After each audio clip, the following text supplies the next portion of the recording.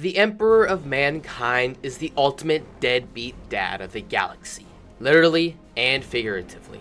This guy is the most powerful human psyker to ever exist, unifying all of humanity during the Great Crusade with his god-tier abilities.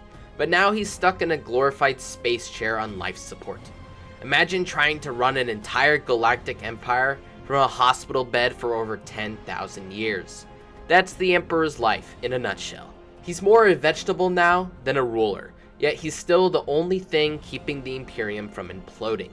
He's basically Space Jesus, but instead of saving souls, he's holding together a dystopian nightmare where everybody worships him as a god, even though he hates being called a god. Awkward. The Emperor's day job? Keeping the galaxy's internet connection open with his psychic Wi-Fi, known as the Astronomicon, so humanity doesn't get lost in space. His mind is still active in the warp, warding off chaos and keeping the whole Imperium from collapsing. But physically, the guy is toast. He hasn't moved a muscle in millennia, and the Imperium has to sacrifice 1,000 psychics every day just to keep him running like a busted PC that needs new parts constantly. It's like maintaining your ancient laptop by feeding it batteries made of human souls. And we can't forget his family life. You'd think creating 20, I guess 18, he's got 2 missing sons, but that's a story for another day. Superhuman demigod sons called the Primarchs would make you the coolest dad ever.